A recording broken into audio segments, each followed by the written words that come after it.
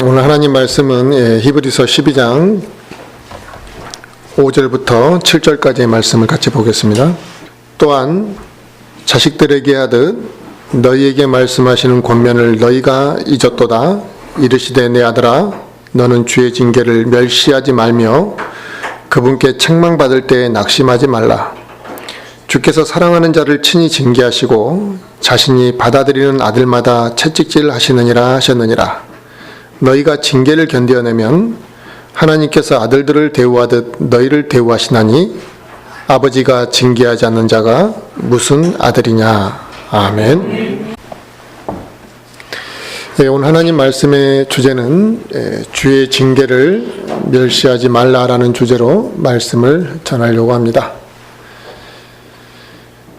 예수 그리스도를 우리가 이제 마음으로 영접하여 구원받은 그리스도인들이 이제 이 세상에 살아가는 동안에 하나님과 얼마나 밀착되어 있느냐, 이건 매우 중요합니다.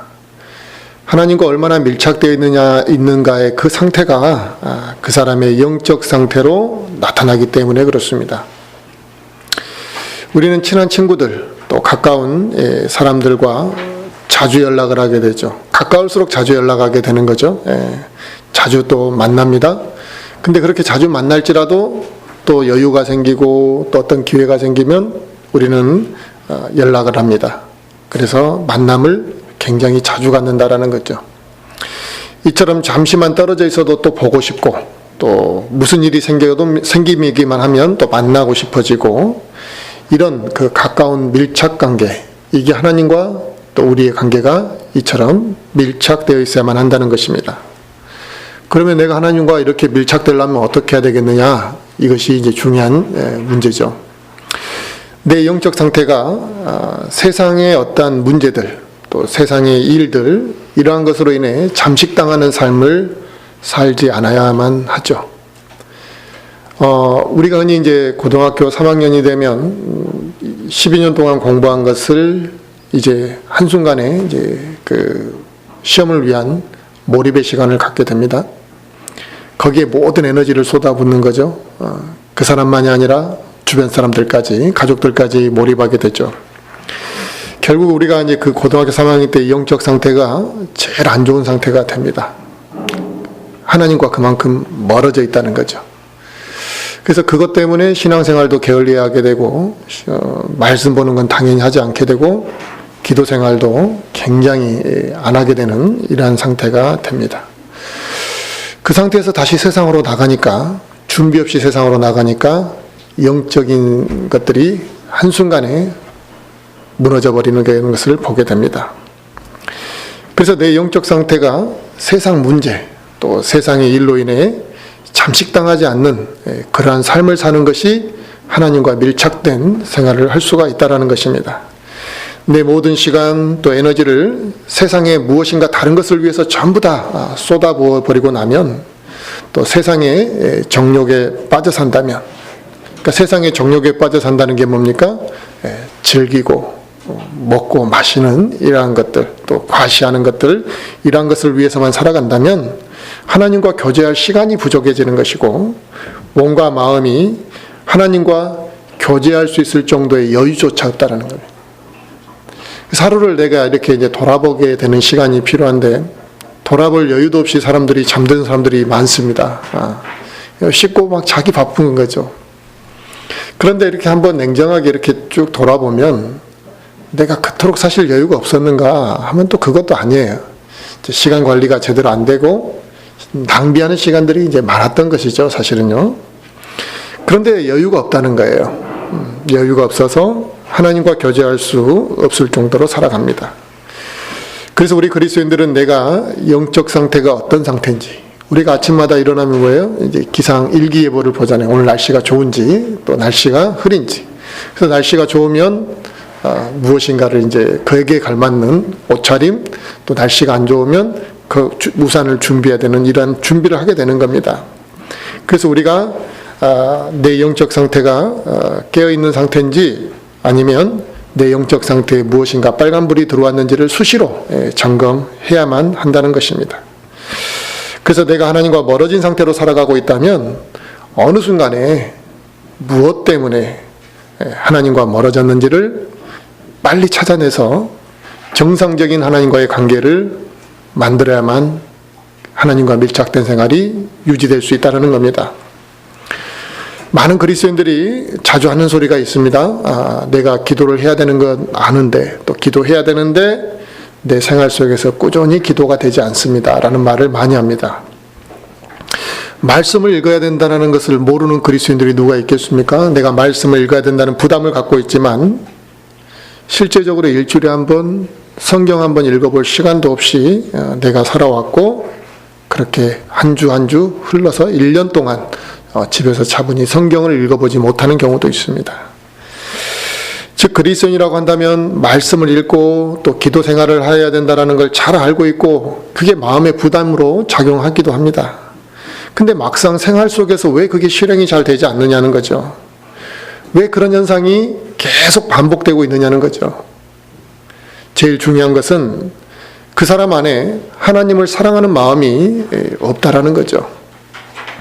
또 하나는 그 하나님을 사랑한 적이 있었는데 그 하나님을 사랑하던 그 사랑의 열정이 이제는 식어버렸다는 것입니다. 어느 순간부터 그 처음에 뜨거웠던 사랑이 내 안에서 없어지고, 그런데 그 식어가는 영적 상태를 방치하고 살아왔다는 거죠. 그래서 눈앞에 급한 일들만을 처리하기 급급했습니다. 우리는 먹고 살아야 될 일, 또 세상에서 우리가 해야 될 일들을 쫓겨서 내 지금 영적 상태가 주님과 지금 멀어져 있는 상태인데 그걸 지금 방치하고 그걸 회복해야 되는 것을 알면서도 다음으로 미뤘다는 거죠. 그리고 그렇게 미루다 보니까 내 안에서 영적인 나태함과 영적인 게으름이 자리 잡게 되더라는 것입니다.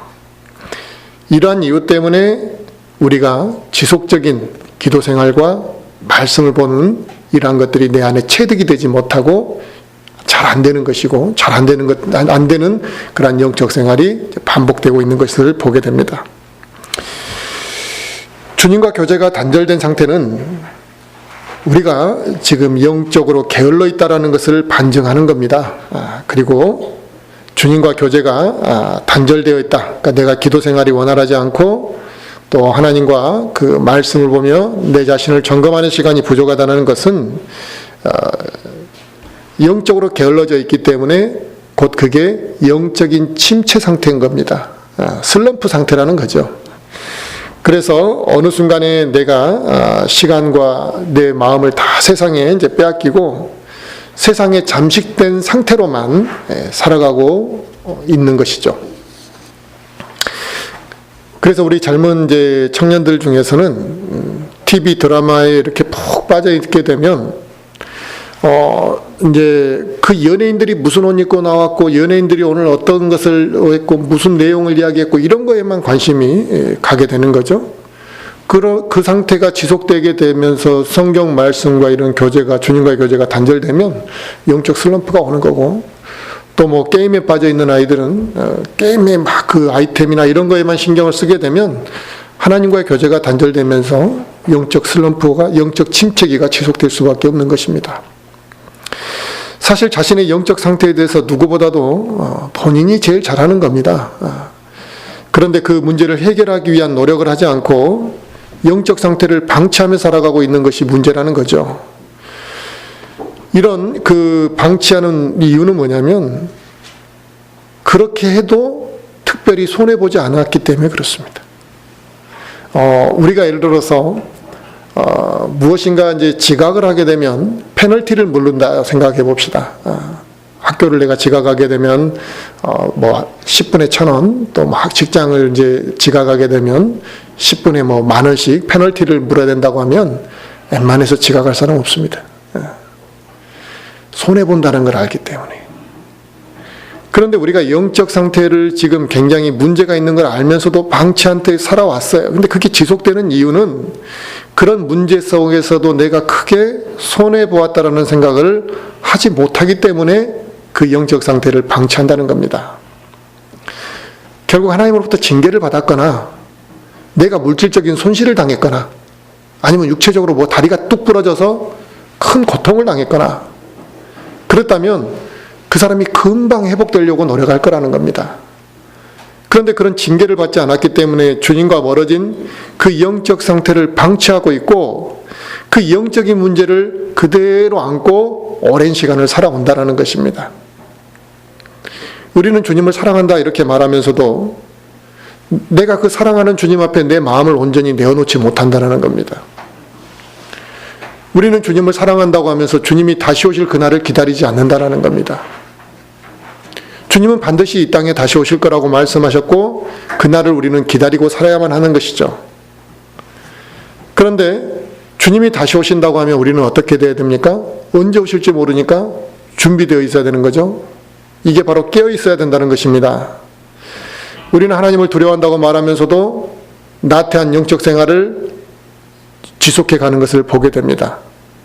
그러니까 결국은 주님을 사랑하고 있는 것도 아니고 하나님을 두려워하고 있는 것도 아니라는 거죠.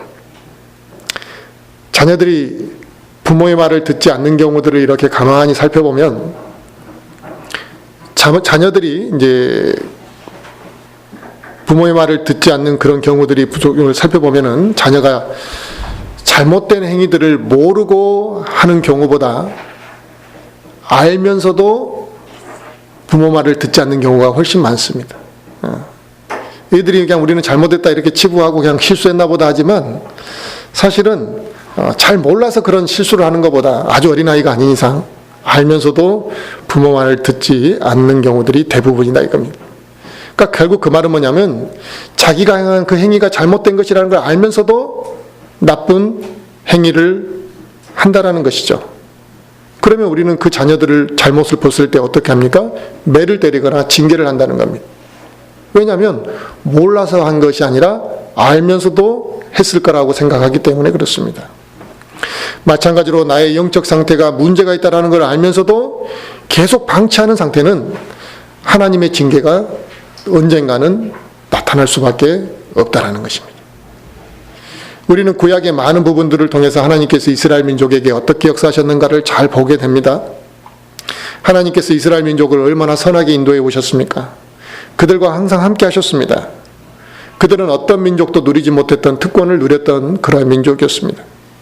하지만 그런 선택받은 민족도 잘못된 선택을 하고 잘못된 행동을 했고 잘못된 죄악들을 행했던 것을 보게 됩니다. 그때마다 하나님이 어떻게 하셨습니까? 반드시 그들을 바로잡기 위한 징계가 따랐다는 사실입니다. 하나님께서는 이스라엘 민족이 언제나 자신이 선택한 민족이기 때문에 항상 자기와 밀착된 그러한 관계를 유지하기를 원하셨던 것입니다. 근데 그들이 하나님을 버리고 우상을 섬기고 하나님의 명령을 버리고 죄를 짓고 하나님과 멀어져 있을 때 그들을 징계하셨고 그들이 고난을 받는 시간을 길게 끌어가셨던 것을 보게 됩니다. 결국 그들을 그런 징계와 고난의 시간을 통해 바로 잡으셨던 것이죠. 그것처럼 하나님의 자녀가 된 우리 그리스도인들도 하나님 아버지와 밀착된 관계를 유지하시기 위한 목적으로 징계를 사용하실 수 있고 우리에게 고난을 허락하실 수 있다는 것입니다. 세상을 사랑하고 하나님과 멀어져 있는 이 그리스도인들을 보면은 겉으로는 그들이 세상에 굉장히 재미있게 살아가는 것 같은 것을 보게 됩니다.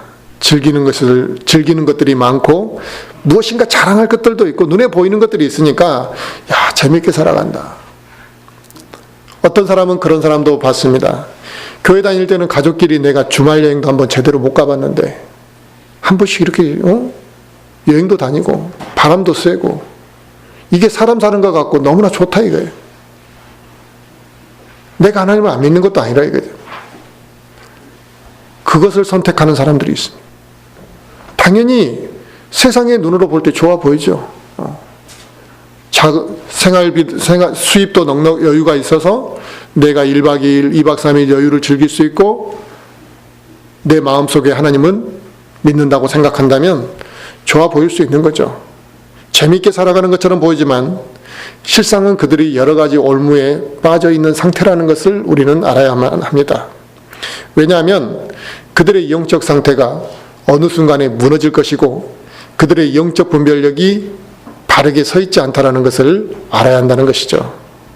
결국 그들은 하나님이 주시는 복을 버리고 세상에서 주는 썩을 것들을 받아들이는 사람이기 때문에 겉으로 보이는 것과 하나님이 속으로 보는 것이 같을 수가 없는 것입니다. 이들은 하나님과 밀착된 삶을 살아가지 못하기 때문에 하나님이 주시는 영적인 복을 이해하지도 못하고 받을 생각도 하지 않을 것입니다.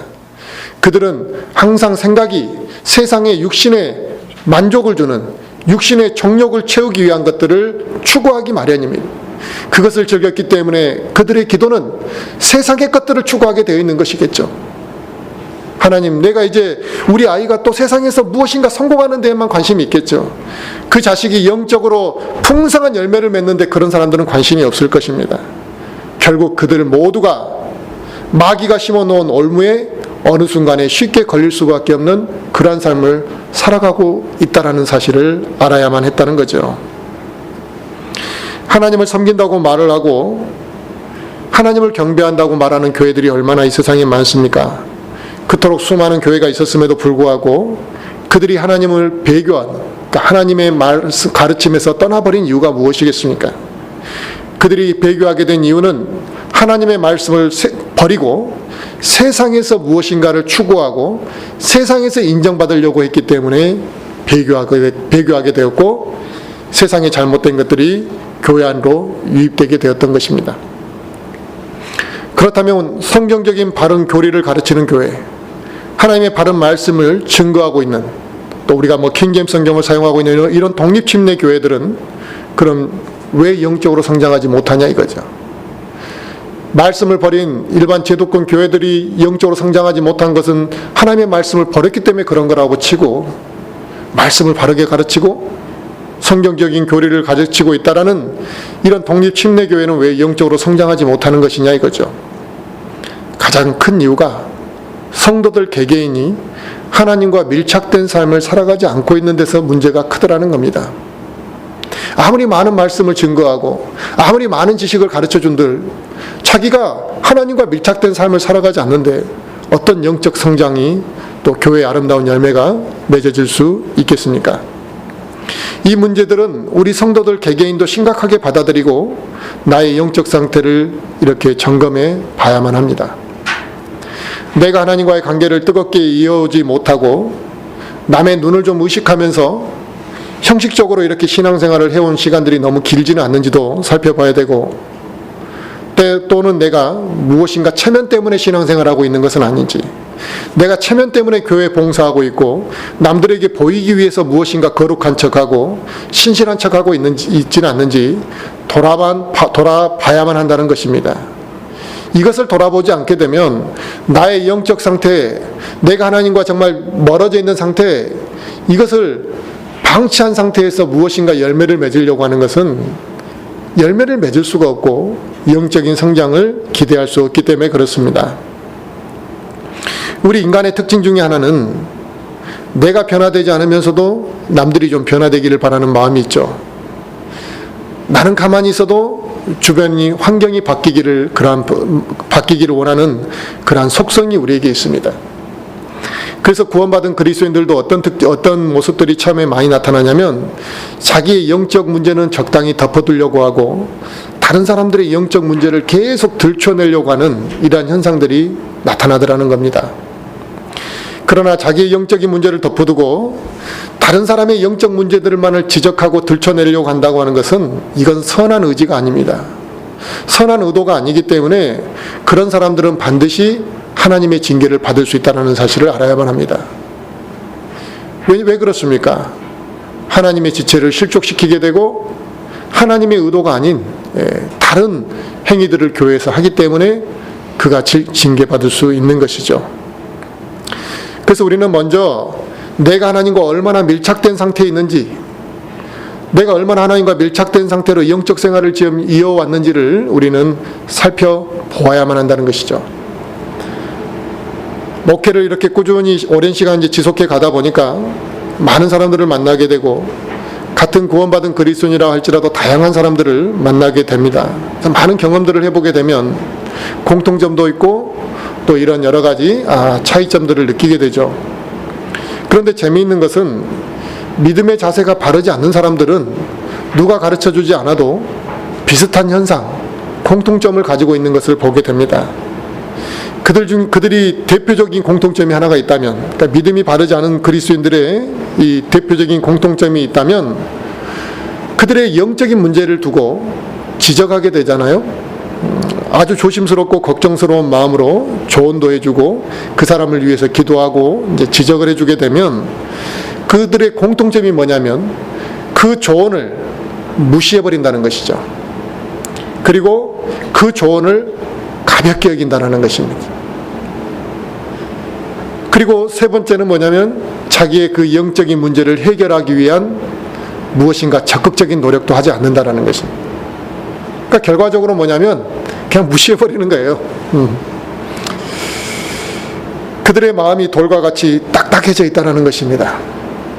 믿음의 자세가 바르지 않기 때문에 그것은 단순히 영적으로 연약한 상태가 아니라 돌과 같이 딱딱해져 있어서 그들이 바른 믿음의 자세로 변화되지 못하고 조언을 받아들이지 않는다는 것입니다. 그러니 그 사람하고 영적인 대화가 원활하게 이루어질 수가 없는 거죠. 대화거리도 찾기가 어려울 뿐만 아니라 무엇인가 영적인 교제가 이루어지지가 않는다는 것입니다. 그러나 하나님께서는 그리스도인이 이 죄의 수렁 가운데서 벗어나지 아니하고 머물고 살아가거나 하나님을 속이는 행위를 지속적으로 이렇게 반복하고 있다면 하나님께서는 그 사람을 반드시 징계하실 것입니다. 그 사람이 징계를 안 받으면 누가 징계를 받겠습니까? 그의 가족이 징계를 받는 일들도 성경적인 관점에서 보면 생길 수가 있는 것이죠. 그러니까 나는 문제가 없다, 이렇게 나쁜 짓을 함부로 하고 살아와도 아무 문제가 없다 이렇게 생각하는 사람이 있으면, 그러나 자기 자식이 복되지 못할 것, 하나님이 그 가족에게 복을 주지 않으실 거라는 생각을 한다면 그건 얼마나 참 비참한 일입니까? 지금 자신이 영적으로 시험에 들어 있거나 무엇인가 유혹에 빠져서 신앙생활에서 벗어나 버렸고 또 세상을 쫓아가고 살아가니라 하나님과 너무나 지금 이렇게 멀어진 상태가 있다고 한다면, 또 내가 그런 상태에 있으면서도 불구하고 하나님을 두려워하지 않고 있다고 한다면 하나님으로부터 징계받을 날이 멀지 않았다 이렇게 생각하셔야만 한다는 것이죠. 내가 그렇게 살아왔는데 지금 징계 안 받았다 이거예요. 그게 기뻐할 일이 아니라는 겁니다. 그리스도인이 죄악 가운데 빠져서 이렇게 머물러서 오랜 시간 있는데 징계를 받지 않고 있는 것은 왜 그럴까요? 그건 하나님께서 몰라서가 아니라 그냥 그 사람을 또 그냥 단순히 용서해 주신 개념이 아니라 하나님께서 오래 참고 기다리실 뿐이라는 겁니다. 스스로 회개하고 회복하고 돌아오기까지 그냥 기다려 주시는 거죠. 그럼에도 불구하고 빨리 회개하지 않고 계속 그 생활을 지속해 간다고 한다면 하나님의 징계는 갑자기 그 사람에게 임할 것이라는 겁니다. 수많은 그리스도인들이 하나님의 징계를 무시하고 하나님의 오래 참으심을 악용하고 있지만, 하나님의 징계를 무시하는 그런 태도는 결국 더 큰 징계를 부르는 법입니다. 만약 우리가 징계를 받았다고 가정합시다. 왜 내가 징계를 받았는가를 잘 생각해 봐야겠죠. 하나님께서는 그 징계를 통해 나를 가르치시고자 하는 목적과 나를 바로잡고자 하시는 의도가 있으실 것입니다. 나와 하나님의 관계를 바르게 유지하시고자 하는 목적 때문에 하나님이 나를 징계하셨다면, 우리는 하나님이 나를 미워하시는 것이 아니라 나를 사랑하신 것이고 나를 바로잡기 위한 것이구나. 그래서 그 징계가 오히려 감사함으로 받을 수 있어야만 한다는 것입니다. 성경 말씀을 두 구절 한번 찾아볼까요? 욥기 5장을 한번 보겠습니다. 욥기 5장 17절.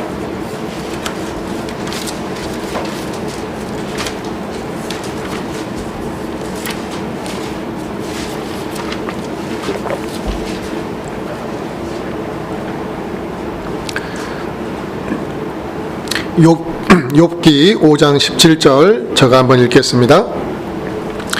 보라, 하나님께서 바로잡아 주시는 자는 행복한 자니 그런즉 너는 전능자의 징계를 업신여기지 말지니라 그랬습니다. 아멘.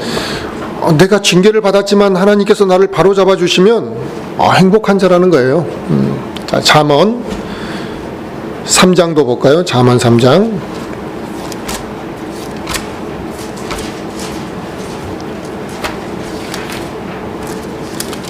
잠언 3장 11절부터 12절 말씀 보겠습니다. 잠언 3장 11절부터 12절 제가 읽습니다. 내 아들아, 주의 징계를 멸시하지 말며 그분께서 바로잡아 주시는 것에 실증을 내지 말라. 아버지가 자기가 기뻐하는 아들을 바로잡아 주는 것 같이 주께서 자신이 사랑하는 자를 바로잡아 주시느니라. 아멘. 세상에서도 그런 경우들이 있잖아요. 자기가 뭐 예를 들어서 이제 죄를 지어서 교도소 갔는데 개가천선에서 나온 경우들도 있고, 또 자기가 청소년 시절에 막 살았는데 어떤 사람으로부터 충고 또 징계를 받고 난 이후에 인생의 변화를 겪은 사람들도 있습니다. 그렇다면 하나님께서 우리를 징계하시는 것을 우리가 마다할 이유가 없다는 거죠. 내가 죄를 지었으면 받는 것이고, 내가 바로 그것으로 인해 바로 잡힐 수 있다면 그 징계는 유익하고 감사할 일이라는 것입니다. 물론 이 징계를 받지 않고 하나님과 관계를 잘 유지해가고 정립해가고 밀착된 삶을 살아간다면 더없이 좋은 것이고, 그 사람은 지혜로운 사람이라고 할 수 있습니다. 왜 그 사람이 지혜로운 사람입니까? 하나님을 두려워하고 미리 징계를 피했기 때문에 지혜로운 사람인 거죠. 그러면 우리는 하나님의 징계를 받고 많은 것을 잃어버리고 난 다음에 주여 저가 잘못했습니다라고 말할 것이 아니라, 하나님의 징계를 받기 전에 하나님의 말씀으로 내가 찔림을 받고 부담을 받았을 때 나의 영적 상태를 점검하고 잘못된 부분을 바로잡아서 하나님의 뜻에 순종하는 것이 하나님께서 원하시는 것이지, 하나님도 굳이 징계를 하고 난 이후에 그 사람이 깨닫기를 원하시는 것은 아니라 이겁니다. 우리 그리스도인이 자신의 영적 상태를 수시로 점검하고 살핀다면 얼마나 많은 시험에서 우리가 피할 수가 있겠습니까? 또 우리가 나의 영적 상태를 수시로 점검하고만 살아간다면 하나님과의 바른 관계를 오랜 시간 지속하면서 살아갈 것이라고 봅니다. 그렇다면 나의 영적 상태를 점검할 수 있는 제일 좋은 거울이 무엇이냐 이거예요. 점검하려면 무엇인가 비춰보고 내 자신을 좀 이렇게 봐야지 보이는 거 아닙니까? 내 얼굴이 어디가 묻었는지. 나의 영적 상태를 점검해 줄 수 있는 제일 좋은 거울은 바로 하나님의 말씀입니다. 하나님의 말씀은 우리의 영적 양식이 되기도 하고 우리의 양심을 비추기도 하시고 나의 영적 상태를 비춰볼 수 있는 아주 깨끗한 거울이라는 거죠. 그러므로 하나님의 말씀과 멀어지게 되면 우리는 영적으로 무감각해지게 되는 것입니다. 하나님의 말씀과 멀어지게 되면 나의 영적인 문제를 발견하지 못하고 무덤덤한 상태로 우리는 살아가게 되는 것입니다. 우리가 구원은 받았지만 우리가 아직 완전한 새 몸을 입은 건 아니죠. 아직도 이 죄된 육신의 몸을 입고 있고, 이 죄된 육신의 몸으로 인해 옛날의 성품과 기질을 우리는 가지고 있습니다. 그래서 이 옛날의 본성, 옛사람의 본성 때문에 이 옛사람이 우리를 옛날로 돌이키려 한다는 겁니다. 회귀 본능이죠. 돌아가고자 하는 마음, 이 회귀 본능이 우리 안에 있습니다. 그래서 안 해야지 하면서도 우리는 또 한다는 것입니다. 나도 모르게 과거의 습성들이 불쑥불쑥 나타난다는 것입니다. 나의 눈은 어느 순간에 세상을 바라보고 있고 세상의 정욕에 빠져 있는 것을 보게 됩니다. 그래서 우리는 매일같이 이 육신과의 싸움을 싸우지 아니하고는 영적 상태를 유지해 갈 수가 없다라는 겁니다. 그래서 이 육신과 싸워야 되고 악한 습성으로 돌아가려고 하는 이 육신의 회귀 본능을 채찍질하고 바로 잡아야 되고 잘못된 내 영적 생활을 제어할 수 있는, 이것이 바로 하나님의 말씀에 나를 비춰보는 길밖에는 없다라는 것입니다. 그래서 우리는 하나님의 말씀을 들어야 되고 하나님의 말씀을 묵상해야 되고 그 말씀을 통해 나를 비춰보면서 내 영적 상태가 지금 어떠한 상태인지, 내가 왜 성장하지 못하고 있는지, 내가 과연 하나님 앞에 어떠한 모습으로 비춰지고 있는지를 봐야만 하는 것이고, 만약에 그것을 게을리하게 되면 영적 성장이 그 사람에게는 나타날 수가 없는 것입니다. 그리고 영적으로 죽어있는 육신적인 그리스도인이 될 수밖에 없다는 것이죠. 우리는 일주일에 한번 이렇게 만나서 예배를 드립니다. 주일 예배를 드리는 거죠. 그리고 주중에 한번 또 수요일날 만나서 기도를 합니다. 서로를 위해서 기도하는 이 시간들이 있는데, 어린 학생들, 또 청년들도 일주일에 한번 주일날 예배를 참석하는 것과 이 주일날도 나오고 수요일날도 참석하는 것이 큰 차이, 영적 생활에 큰 차이가 난다는 것을 스스로 다 어린아이들도 느낀다는 것입니다. 결국 이것은 말씀을 얼마나 자주 듣고 말씀으로 얼마나 자기를 비춰보느냐, 또 기도를 하느냐가 그 사람의 영적 상태를 유지해 간다는 것을 증명하는 것이라는 거죠. 그래서 성도들의 영적 상태에도 큰 영향을 미치는 것을 봅니다. 세상의 아이들도 보면 부모의 말을 귀담아 듣는 아이들이 귀담아 듣지 않고, 또 누군가 가르치는 사람의 말을 귀담아 듣지 않는 이런 아이들은 생활 가운데서 사고를 많이 칩니다. 또 매맞을 일을 훨씬 더 많이 합니다. 이처럼 그리스도인들도 징계를 받는 횟수나 영적으로 성장하지 못하는 그 차이가 어디서 나느냐, 하나님의 말씀을 가까이 하는 횟수와 밀접한 관련이 있다라는 것입니다. 그러므로 하나님의 말씀을 가까이 하는 것은 매우 지혜로운 것이고, 하나님의 말씀을 가까이 하는 사람이 결국 하나님의 징계로부터 멀리 떨어져 있는 사람이라고 볼 수 있는 것이죠. 하나님으로부터 징계를 받기 싫으시면 하나님의 말씀으로 자기를 비춰보라는 것입니다. 징계받는 걸 좋아할 사람은 아무도 없습니다. 그리고 징계를 우리가 왜 굳이 또 받아야만 하겠습니까? 그러므로 하나님의 말씀을 수시로 자기를 비춰보고 하나님의 징계가 아니라 하나님의 은혜가 넘치는 삶을 살아야 되지 않겠냐 이거죠. 싫든 좋든 징계가 물론 필요할 때가 있을 수 있습니다. 부모가 자기 자신의 자식을 때리는 걸 즐거워하는 부모가 어디 있겠습니까? 그 아이에 대한 사랑이 있고 그 아이를 바로잡고자 하는 마음과 안타까운 마음이 있기 때문에 그 아이를 매를 들 수밖에 없는 것이죠. 잘못된 길로 갈 때. 근데 어떤 경우에는 내가 아이를 너무나 사랑하기 때문에 때리지 않는다, 그게 교육적으로 좋다, 이렇게 말하는 사람도 있습니다만, 이건 성경적으로 아이의 미래를 망치는 일입니다. 성경적으로 볼 때는. 어느 부모나 자신의 자녀가 바른 길을 가기를 원하지 않습니까? 그래서 먼저 인생을 살아본 내 경험자, 또 내가 실수하고 경험했던 것들을 거울 삼아서 자식에게 조언을 하고 자식을 인도하려고 하는 것입니다. 그런데 이 간절한 부모의 바람, 이 합당한 조언에 귀를 기울이지 않는, 부모의 말을 무시하고 부모의 경험을 같이 평가절하하는 이러한 자녀에게는 그 자녀가 바른 길을 가기를 바라는 마음으로 그 자녀에게 강제적인 푸시를 할 수밖에 없는 것이래요. 부모 말을 듣지 않고 막 평가절하하고 자기 멋대로 가려고 하니까요.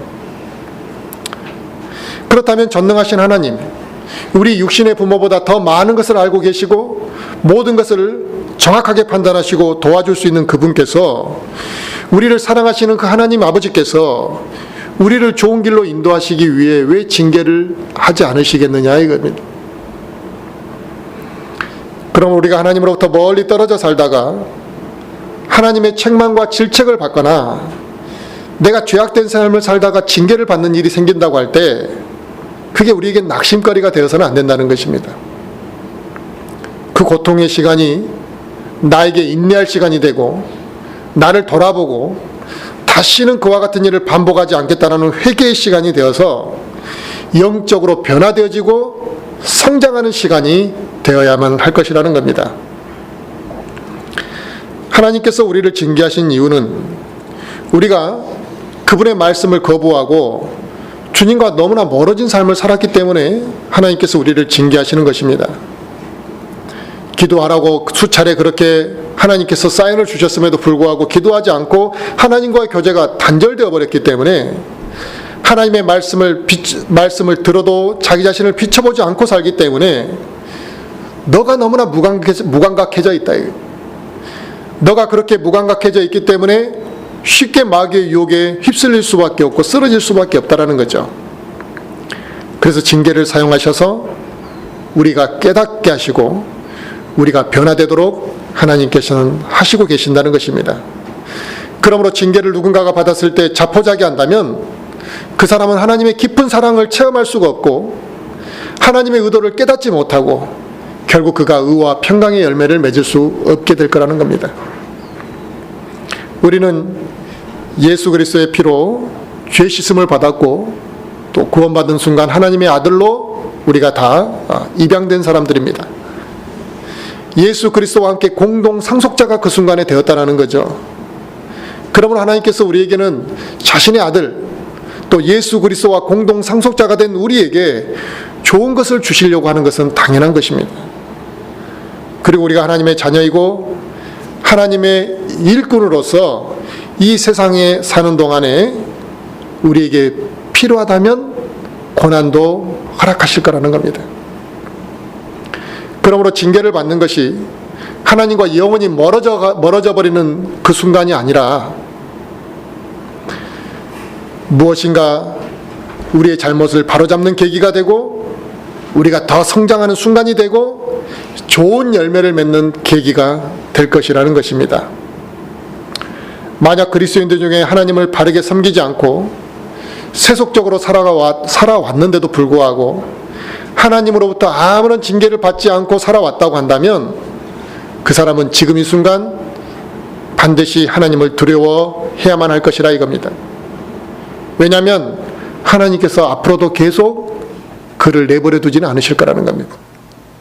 또 마귀에게 붙잡혀 있는 상태이기 때문에 만약에 그가 징계를 앞으로도 안 받는다면 그는 마귀에게 완전히 빼앗겨서 버림받았던 삶이 되는 것이죠. 아니면 어느 순간에 하나님께서 그에게 큰 징계를 내리시게 될 것이라는 것입니다. 우리는 절친한 친구와 또 이런 동료들과 오랜 시간을 함께 보내게 되면 한솥밥을 먹었다라는 표현을 쓰게 되죠.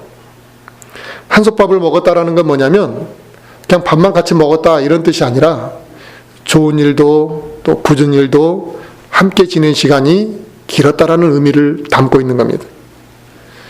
그런 고난의 시간을 함께 하고 나면 그 시간을 통해서 그 두 사람의 관계가 굉장히 돈독해지고 또 여러 명의 동료이라 할지라도 그 동료 관계가 굉장히 돈독해졌다라는 것을 의미하는 겁니다. 우리 그리스도인들도 마찬가지죠.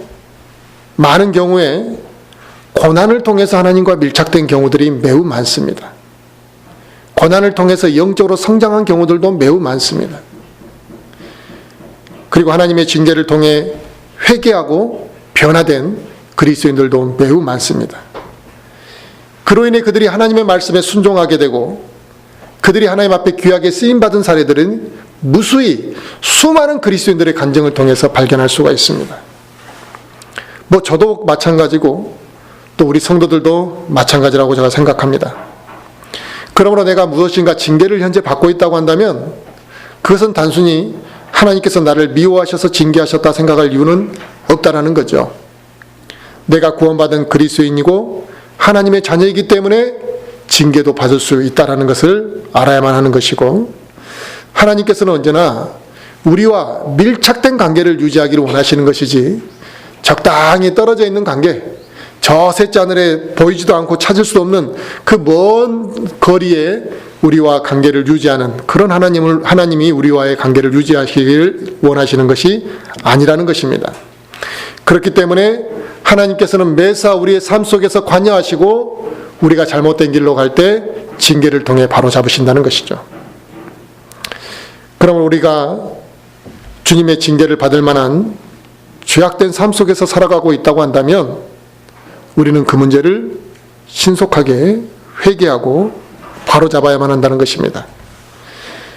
그로 인해 우리가 주님을 온전하게 섬길 수 있는 것이고 합당한 하나님과의 관계가 지속될 수 있다는 것입니다. 우리 모든 성도들이 하나님으로부터 얼마나 징계를 받아왔는지, 또 지금 징계받을 일이 있는지는 저는 알지 못합니다. 그러나 이제 우리가 지금 무엇인가 내 자신을 돌아보고 무엇이 하나님과의 관계를 밀착된 관계를 유지하지 못하도록 만들었는지를 생각해 보면서 이제는 우리가 하나님의 징계를 받고 변화되는 것이 아니라 하나님 앞에 관계를 빨리 회복하고 바른 영적 생활, 밀착된 하나님과의 관계를 우리 모든 성도들이 유지해 가기를 간절히 바라겠습니다.